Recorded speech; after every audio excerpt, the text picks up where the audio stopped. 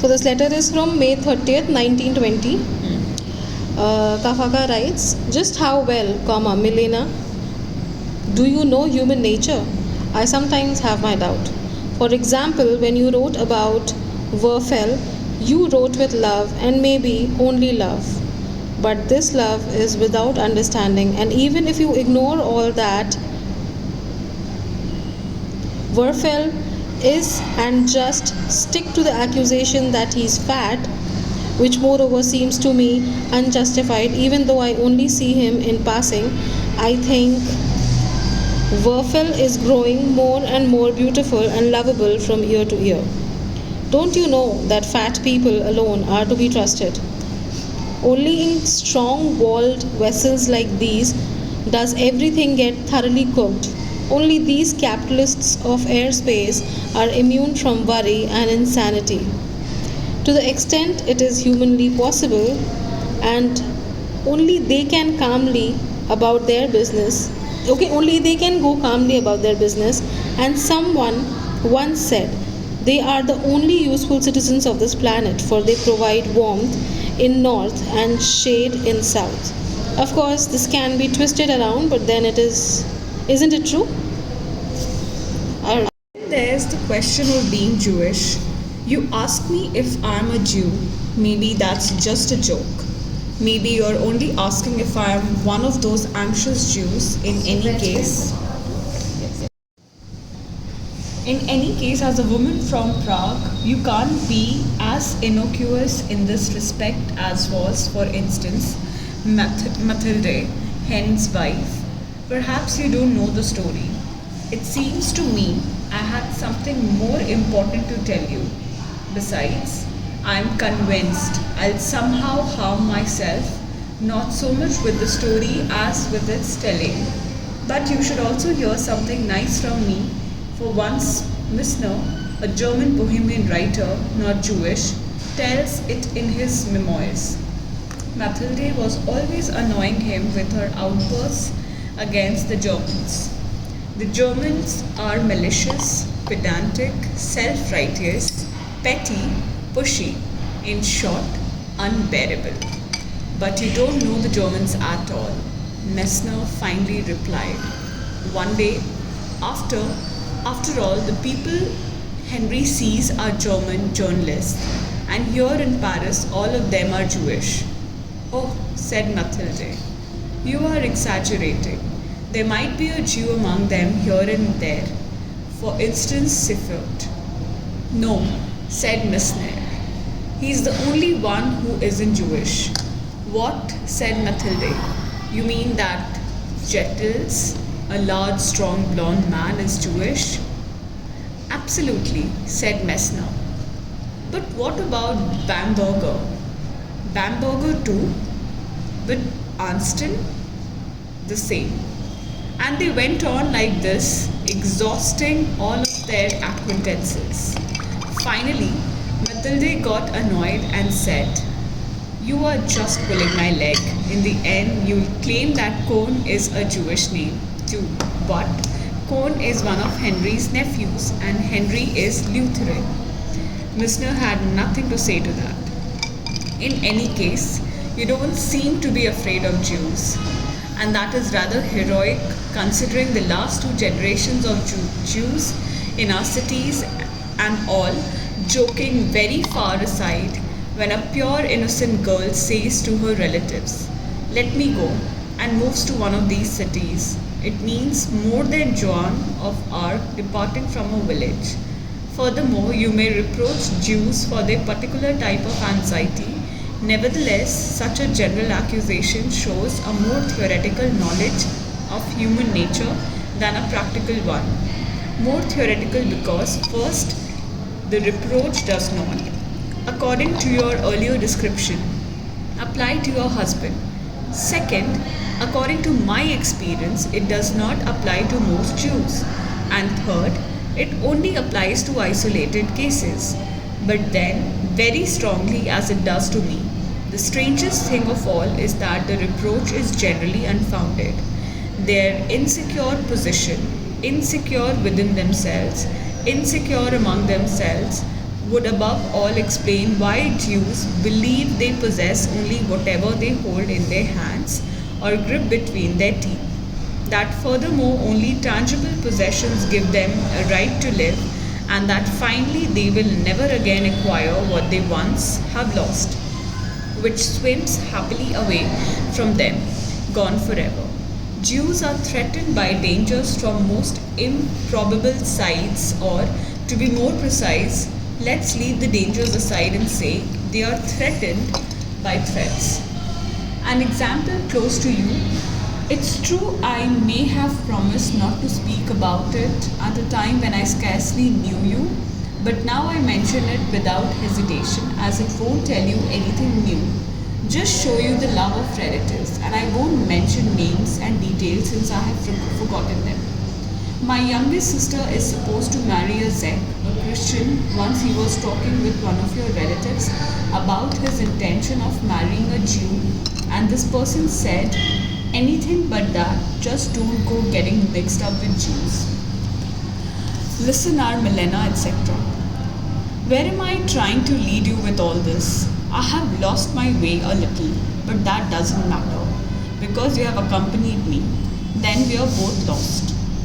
What is particularly beautiful about your translation, that is faithful, go ahead and scold me on account of this faithful. I know you can do everything, but maybe you scold best of all. I'd like to be your pupil, just so you would constantly scold me. I'm sitting at my desk, scarcely daring to look up. You are bent over me and your index finger is glittering in the air. Finding fault, isn't this the way it is? As I was saying, your translation is faithful, and I have the feeling that I'm taking you by the hand through the story's subterranean passages, glooming low, ugly, almost endless. That's why the sentences are almost endless. Didn't you realize that? Almost endless. Only 2 months, you say. Hopefully, in order to have the good sense to disappear into the daylight at the exit. A reminder to stop for today, to release my hand, that bearer of good fortune.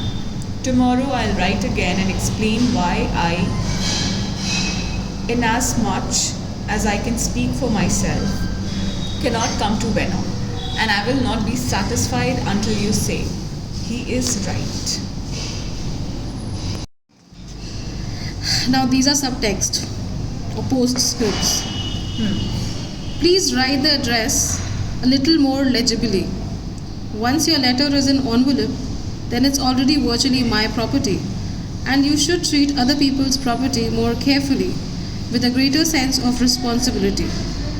So, incidentally, I also have the impression, without being able to ascertain anything more precise, that one of my letters was lost.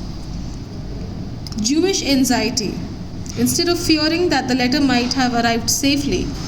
Now I will again say something dumb on the same subject. It's dumb of me to say something I think is correct when I know it will hurt me. And on top of that, Milena is still going on about anxiety, striking my chest or asking, "Say zit," which in Czech has the same movement and sound. Don't you see how the fist is pulled back in the word geste? Okay, I don't know if I fucked up the pronunciation. So as to gain muscle power, and then in word zid, the happy blow flying unerringly forward. The Czech language of 10 produces this side effect on German ear. For example, you once asked how it happened that I made my stay here dependent on one letter, and then you immediately answered your own question. Nishapu, a strange word in Czech, and even in your mouth it is so severe, so callous, cold-eyed, stingy, and most of all, like a nutcracker. Pronouncing it requires 3 consecutive cracks of jaw, or more exactly, the first syllable makes an attempt at holding the nut. In vain. The second syllable then tears the mouth wide open. The nut now fits inside, where it is finally cracked by the third syllable. Can you hear the teeth? Particularly, this final absolute closing of lips at the end of prohibits the other person from expressing anything to the contrary. which is actually quite good at times. For instance, when the other person is babbling as much as I am now, whereupon the blabber replies entreatingly. But people only blabber if they are little happy for once. In any event, no letter came from you today, and what I really intend to say in the end remains unsaid. Next time. Tomorrow I'd like to very, very much hear something from you. The last words I heard from you, say before the door slammed shut. All the slamming doors are detestable, were terrible. It's possible that the 3 syllables go signify the 3 movements of apostles on Prague clock, arrival making an appearance and angry departure. Franz Kafka. So, like in my observation, from the first letter that we started, there was, formality, there were hesitation. So they were just, talking about weather and stuff. As we moved, progressed through further letters, and this letter particularly what we read, it showed a shared closeness, a comfort, something, that the ice has broken between, both of them, and that's why, there's this exchange of banters where they are talking about openly, they are criticizing Germans, like somebody, like Kafka is defending the Germans, and he's criticizing the Jews, and vice versa. So it showed the comfort that they have, although they are divided by nationality, ethnicity, but how these they are like madly in love, and how they wanted to make it work. So I mean, this is just my brief observation. That's what you can gather from the letter, from this particular letter. Yes. So I think the first paragraph that you read, that I read, was dedicated to fat people.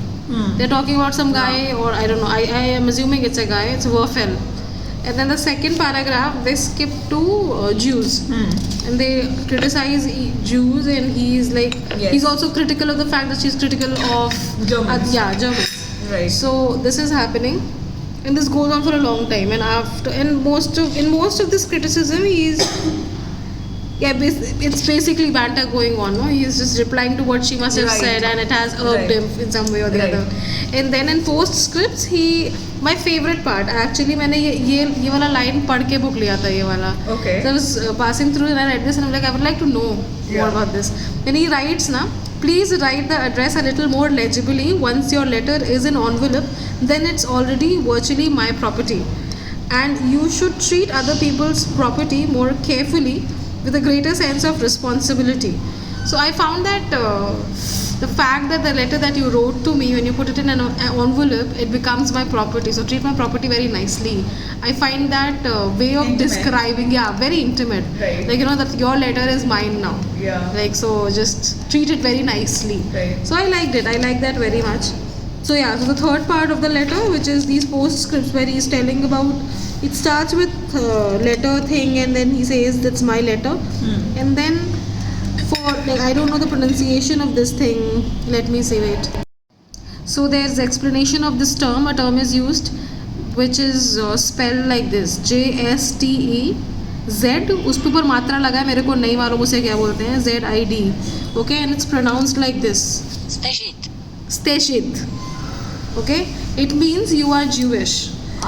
And मुझे आधी चीज़ें समझ में इसीलिए नहीं आई कि मुझे पता नहीं यू आर जूइश का क्या मतलब होता है, टेस्ट का क्या मतलब होता है. So he writes, I will again say something dumb on the same subject. It's dumb of me to say something I think correct when I knew it will hurt me. On top of that, Milena, I will still going on about the anxiety striking. ठीक है, striking my chest और asking stay shit. So he asks her, I think, are you Jewish, और she asks him. Okay. Which in Czech has the same movement and sound. Don't you see how the fist is pulled back in word ste, JSTE, ste, so as to gain muscle power, ste, and then in word sheath, the happy blow, ste sheath, flying unerringly forward. The Czech language of 10 produces such side effects on German ear. The Czech language of 10. I don't get that meaning.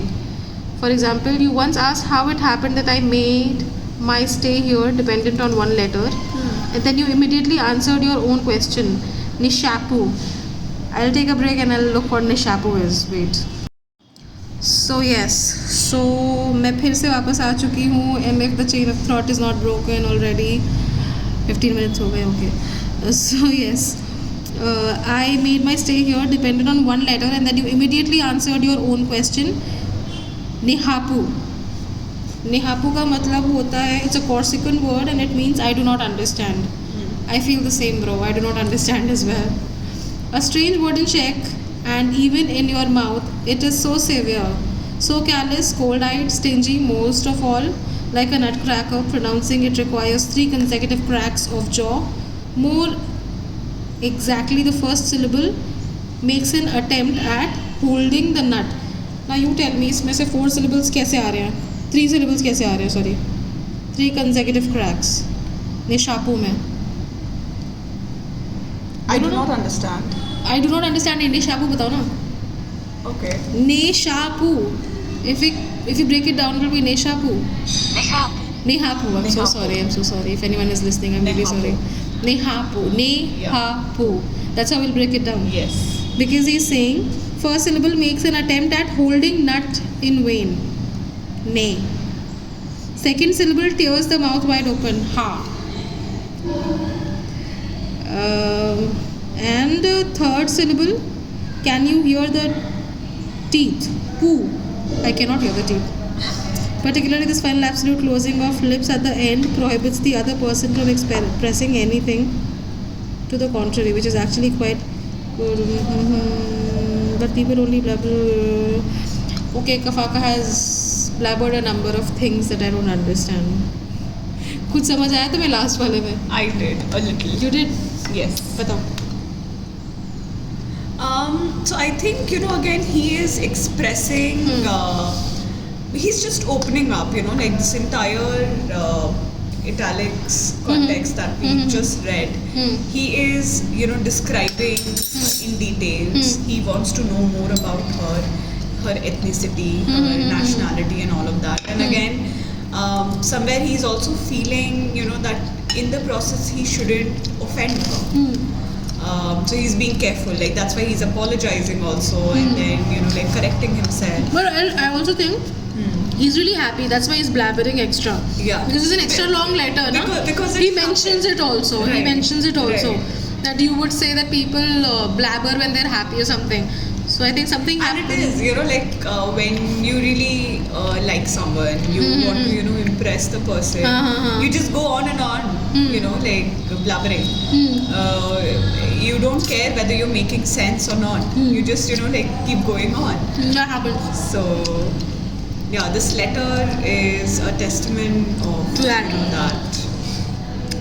But we did learn 2 things, Nehapu, Yes. Nehapu and Jetsi. Yes. Jetsi. These 2 words. And Jetsi. I think it is Jetsi only. Fuck यार मैं फिर भूल गई क्या था. Zets. Jets. You can always नेहापू go तो back. पक्का है ना. नेहापू था. It's Nehapu. हाँ. Nehapu. I do not understand. Say.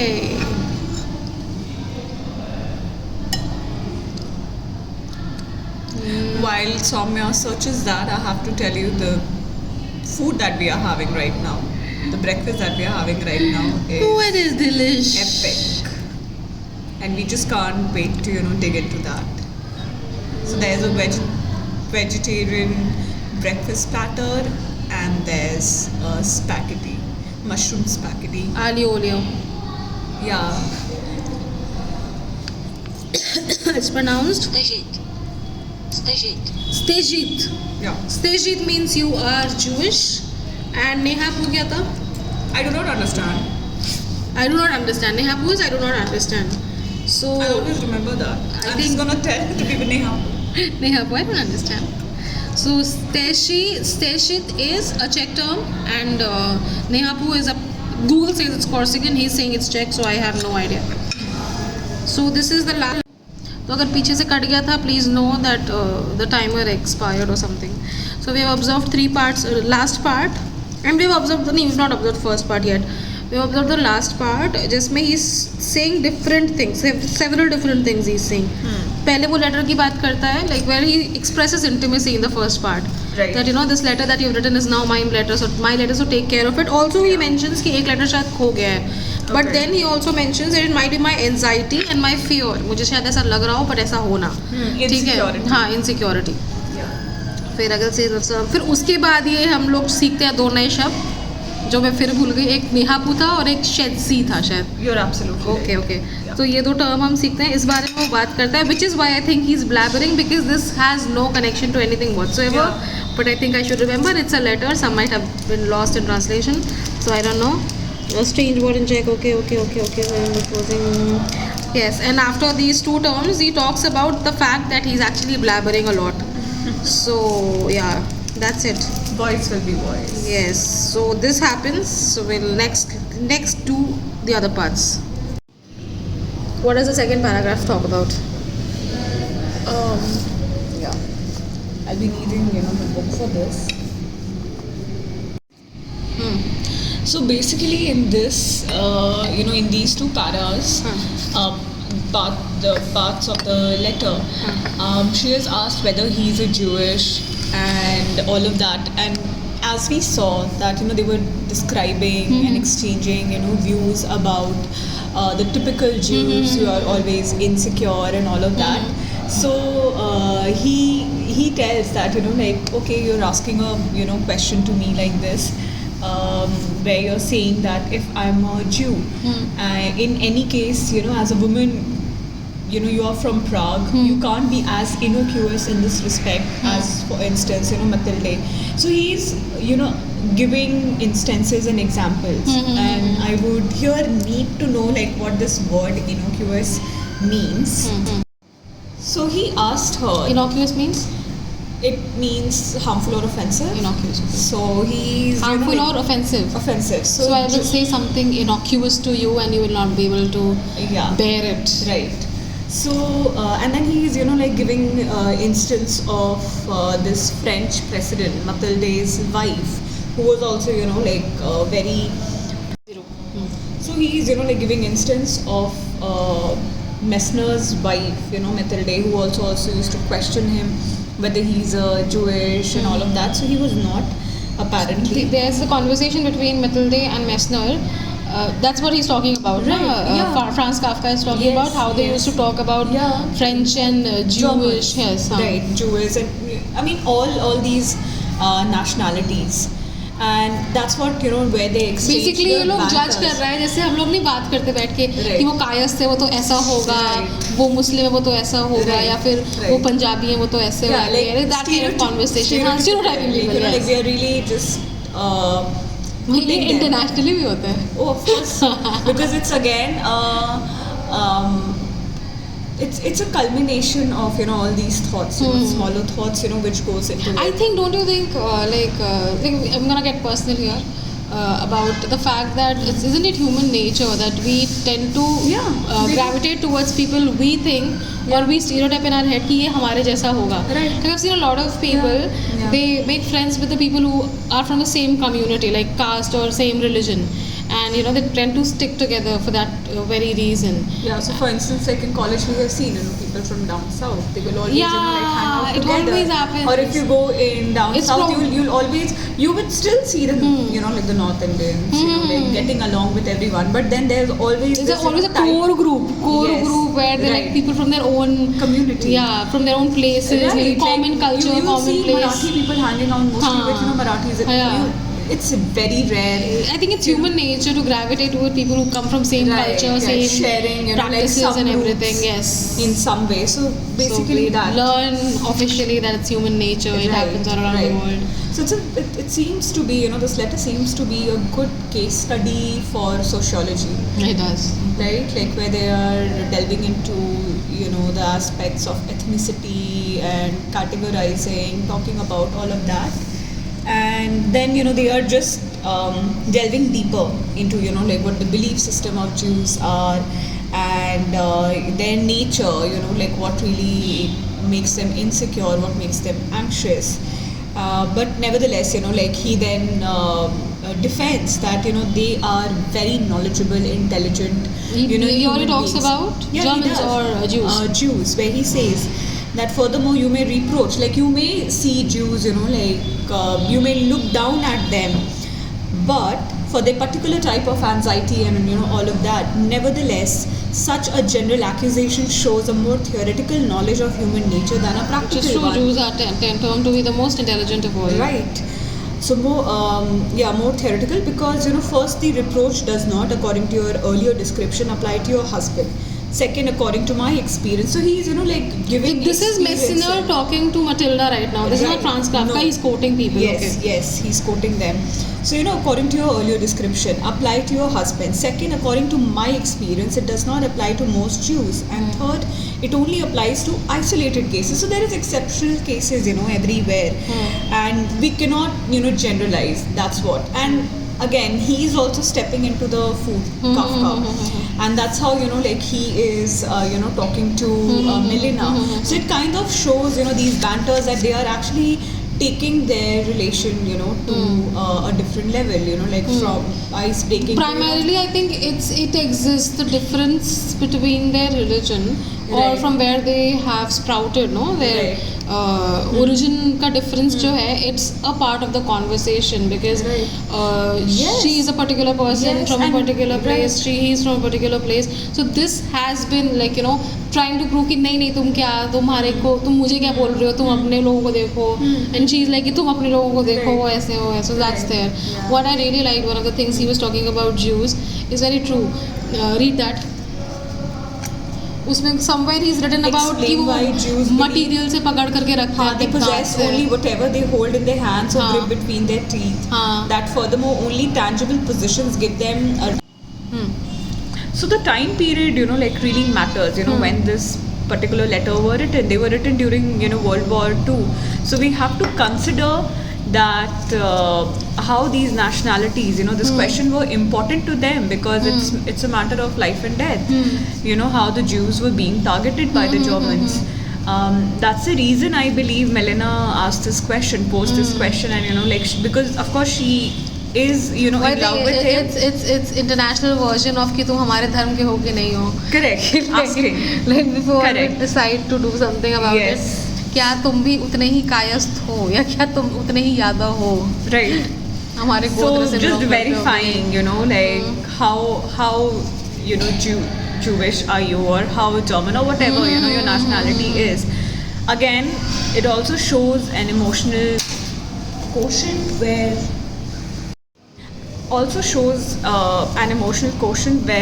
she is. She wants to take the relationship to another level. That's why these questions become pertinent. I'm not sure. We'll search this, but I think she's already married.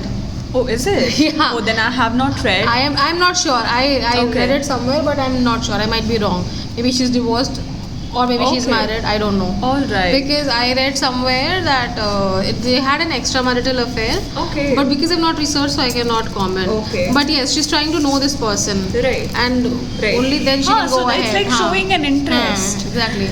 And so yeah, that's why this banter, exchange of banters happening.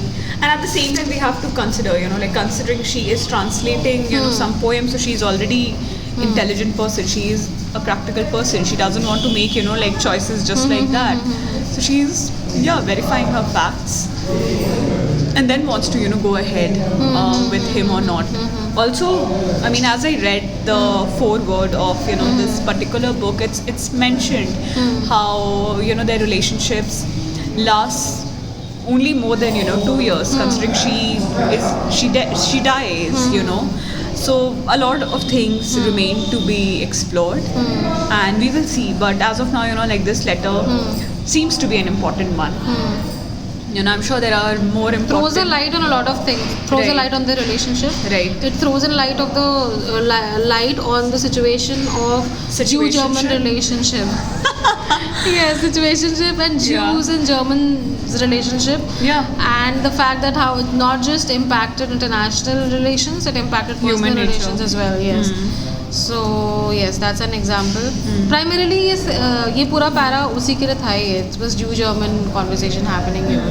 Oh wow, we picked a very. So we are right back to the first paragraph where he talks to Milena and calls her out because apparently there's someone who's named Werfel.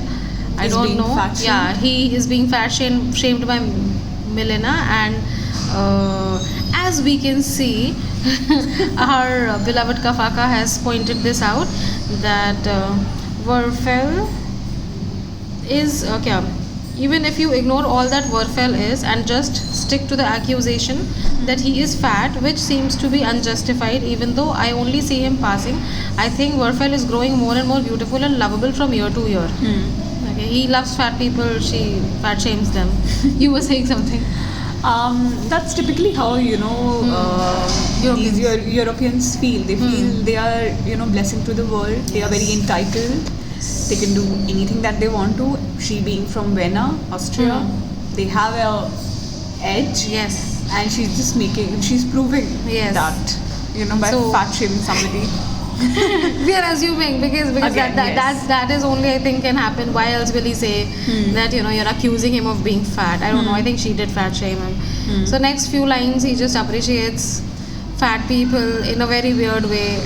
It kind of creeped me out because he says they are like vessels जिसमें सब कुछ बन जाता है. Everything gets thoroughly cooked. And they are capitalists of airspace. Now I will not call myself fat, I'll call myself capitalist of airspace. And they are immune from worry and insanity. As a fat person, I'd like to deny that. No, that's not true. To extent it is humanly possible and only they can go calmly about their business. That might be possible, but it has nothing to do with being fat, I think. Someone once said they're the only useful citizens of this planet. I don't agree with that. For they You're provide just warmth. being very critical. For they provide warmth in north and shade in south. Fat people providing warmth in north and shade in south. Okay, I don't get it, but okay. Of course, it can be twisted around, but so basically, yes. There's nothing much to say here except that she fat shamed someone and he defended fat people. It can also be because he just wants to counter her or he genuinely loves fat people. We don't know. So this was the letter we read from May 30th and it was a good letter. You want to say something about it? I enjoyed it and I want to order this book and I want to read it now. So if you're listening, you better find something to do instead of listening random people talking. Okay, bye.